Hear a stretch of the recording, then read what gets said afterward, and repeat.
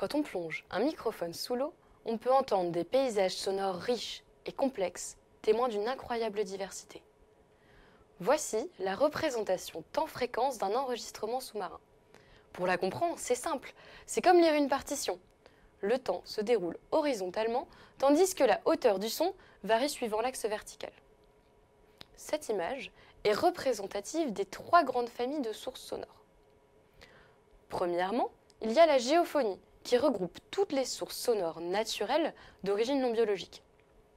Ça va du bruit de la pluie et tempête au craquement d'iceberg et tremblements de terre.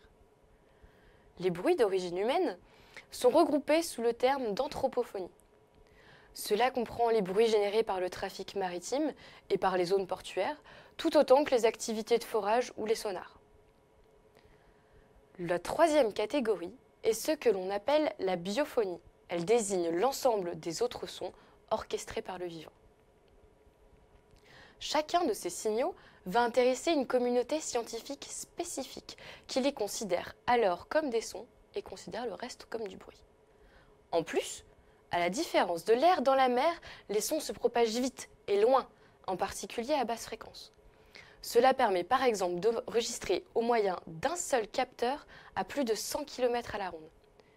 Il est donc nécessaire de développer des outils propres à chaque application. Dans mon travail de thèse, je cherche à développer des méthodes pour détecter automatiquement certains types de sons émis de manière toujours identique. C'est le cas particulier des vocalises de baleines bleues. L'avantage, c'est que ces baleines sont les mammifères qui chantent le plus fort.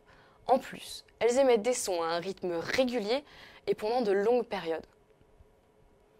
J'ai développé mon propre détecteur. Il permet de supprimer les bruits de fond en l'absence de ces vocalises et de les détecter quand elles sont présentes. C'est un peu comme si j'apprenais à mon ordinateur à jouer à Où est Charlie, mais bien sûr avec des sons. Ça permet de suivre les baleines sur de plus grandes distances. Par exemple ici, on peut voir les vocalises d'une baleine proche. Ça fait de beaux aides dans la représentation temps-fréquence. Mon détecteur, qui s'appelle le filtrage adapté stochastique, permet de supprimer tous les bruits de l'observation, même les bruits de séisme, et de reconstituer uniquement les sons émis par la baleine. Quand elle est loin, comme ici, il n'y a plus que la partie haute des aides. Pourtant, mon détecteur fonctionne toujours aussi bien. L'intérêt est qu'il va aider à l'analyse des données acoustiques enregistrées. Je vais ainsi contribuer à l'effort de la communauté scientifique pour engranger des informations sur ces grands mammifères qui sont encore aujourd'hui assez méconnus.